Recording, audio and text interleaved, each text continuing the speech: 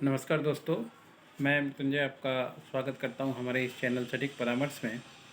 और आज हम लोग बात करने वाले हैं, देखिए, नूडल मेकिंग जो मशीन होता है या नूडल मेकिंग का जो बिज़नेस होता है उसके रिगार्डिंग।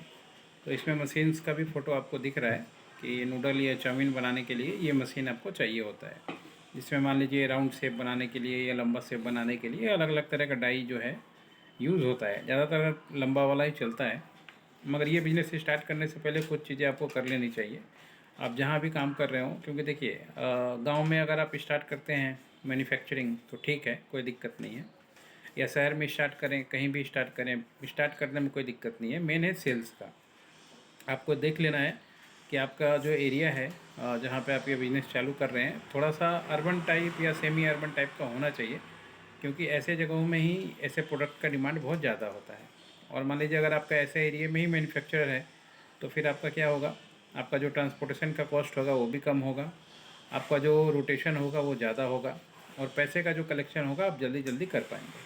तो ये 4-5 चीज़ें अगर आपके पास होंगी तो आपको बिज़नेस में डेवलप करने में कोई भी नहीं रोक सकता।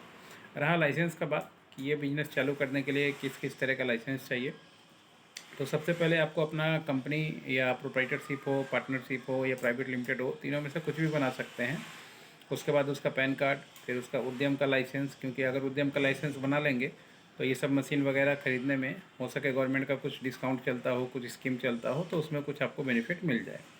उसके बाद फिर ब्रांड का नाम, अगर आप मान लीजिए ब्रांड बना के बेचना चाहते हैं और पॉलीथीन पैक करके बेचना चाहते हैं उसके ऊपर अपना नाम यूज़ करके, तो वो आपको ब्रांड का रजिस्ट्रेशन कराना पड़ता है।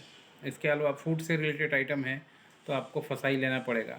स्टार्टिंग में अगर आप बेसिक फसाई लेते हैं तो भी चलता है, मगर इसमें ज़्यादातर मैन्युफैक्चरिंग में क्या होता है, बेसिक और स्टेट दोनों ही चीज़ें लागू होती हैं। तो ये दोनों चीज़ें आप यूज़ कर सकते हैं। इसके लिए आपको आपका कंपनी का एड्रेस, आपका जो बिज़नेस एड्रेस है उसका प्रूफ चाहिए होता है, आपका आईडी प्रूफ, एड्रेस प्रूफ चाहिए होता है, फ़ोटोग्राफ चाहिए होता है, फिर एप्लीकेशन बनता है, एप्लीकेशन बन के जमा होता है, गवर्नमेंट उसको वेरीफाई करती है, ज़रूरत पड़ता है तो इंक्वायरी भी करती है, और उसके बाद वो सर्टिफिकेट देती है।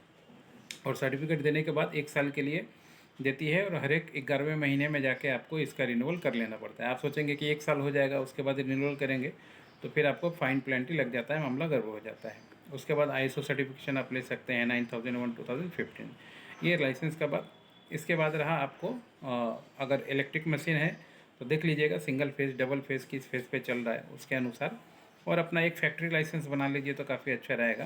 फैक्ट्री लाइसेंस, पोल्यूशन लाइसेंस अगर ये बना लेंगे तो बड़ी कंपनियों को अप्रोच कर पाएंगे। नहीं तो अगर स्टार्टिंग में नहीं भी लेते हैं तो कोई बात नहीं है, मगर उतना बड़ा रेंज पे नहीं जा पाएंगे, चक्कर ये होता है। इसके बाद फिर आपको लगेगा इसमें, अगर आप सेल्स में फिर आएंगे तो सेल्स के लिए फिर आपको वेट एंड स्केल का रजिस्ट्रेशन करा लीजिए तो अच्छा है कि हाँ, आप 500 ग्राम दे रहे हैं तो उसका वजन एक्चुअल में 500 ग्राम है, 100 और 100 ग्राम दे रहे हैं तो 100 ग्राम है, 1 किलो दे रहे हैं तो 1 किलो है। इसके लिए गवर्नमेंट वेट एंड स्केल से एक सर्टिफिकेट निकलता है, तो वो ज़रूरी है। जब आप शॉपिंग मॉल्स वगैरह में बेचने जाएंगे और क्यूआर कोड वगैरह बनाएंगे तो शॉपिंग मॉल में ये सारा सर्टिफिकेशन आपसे मांगेगा, क्योंकि वो लोग तो दूसरे का ही ब्रांड लेके बेचते हैं, तो वो लोग हमेशा ही ब्रांड का सारा डॉक्यूमेंटेशन ही देखते हैं। इसके अलावा आप ऑनलाइन बेच सकते हैं, खुद का प्रमोशन भी कर सकते हैं, यूट्यूब पे भी कर सकते हैं, फेसबुक पे भी कर सकते हैं। ऑनलाइन बेचने के लिए जैसे आपका इंस्टामार्ट भी है, ब्लिंकिट है, ये सब पे भी बेच सकते हैं बना के। तो उन सबों के लिए जैसे बताया, ट्रेड लाइसेंस मांगेगा, जीएसटी मांगेगा, कंपनी का करंट अकाउंट मांगेगा। तो ये सारा चीज़ पहले से ही अगर आप बना चुके हैं तो फिर ठीक है।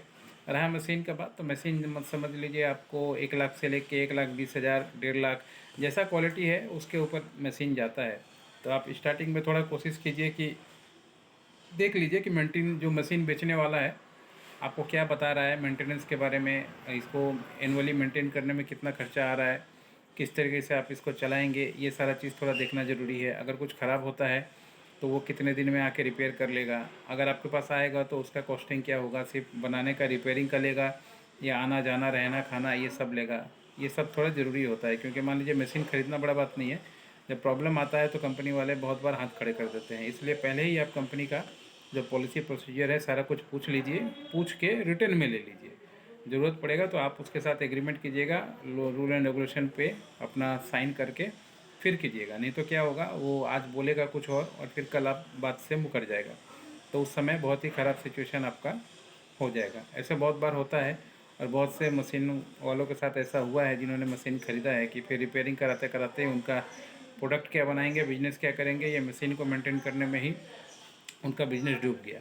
ऐसा ज़्यादातर होता है। तो इसीलिए थोड़ा रिलायबल जगह और आसपास जहाँ भी जो सिटी में आप ले रहे हैं, कोशिश कीजिए अगर 100-200 किलोमीटर में मिल जाता है तो फिर ठीक है, आपके लिए कोई दिक्कत नहीं है, कोई परेशानी नहीं है, क्योंकि वो आ पाएगा, जा पाएगा। जो नया बिजनेस करता है उसको ये सब जानकारी थोड़ा कम रहता है। वो सोचता है कि ऑनलाइन देखा और जहाँ भी सस्ता मिल रहा है वहाँ से ला के यहाँ कर लो। ला तो दोगे आप, मगर उसका मेंटेनेंस, उसका बनाना, अगर ये सब चीज़ें सही नहीं रहे तो उतना कंपनी दूर से आएगा नहीं। और आएगा भी तो मान लीजिए पैसा जो ले लेगा तो फिर आपका तो सारा कुछ सस्ता और महंगा पड़ ही जाएगा।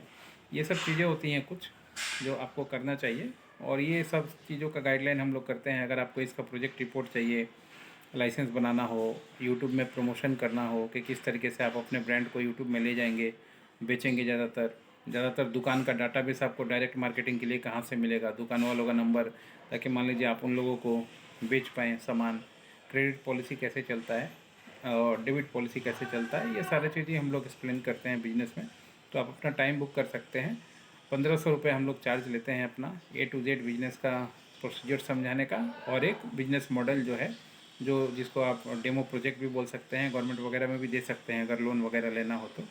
CA का सिग्नेचर नहीं होता है, मगर कहीं भी दीजिएगा तो अप्रूव्ड हो जाता है लोन के लिए। खासकर ज़्यादा बड़ा होगा तो फिर CA वाला भी, सिग्नेचर वाला भी करवा देते हैं, मगर उसमें थोड़ा फीस वगैरह ज़्यादा लगता है। ये लेके फिर आप चाउमीन बनाने वाला काम चालू कीजिए तो फिर अच्छा रहेगा। और अगर ज़रूरत पड़े तो सबसे पहले, अगर छोटा में एग्जांपल करना चाहते हैं तो पहले किसी फैक्ट्री से 2-4-10 किलो ले लीजिए, लेके अपना ब्रांड बना के, रजिस्ट्रेशन बना के थोड़ा मार्केट में बेच के देख लीजिए क्या सिचुएशन आता है। उसके बाद फिर फैक्ट्री बैठाइएगा। तो ये तरीका करने से आपके लिए ठीक रहेगा। यही सिस्टम चलता है दोस्तों, यही प्रोसेस चलता है और ऐसे ही काम होता है। आज के लिए इतना ही। नमस्कार।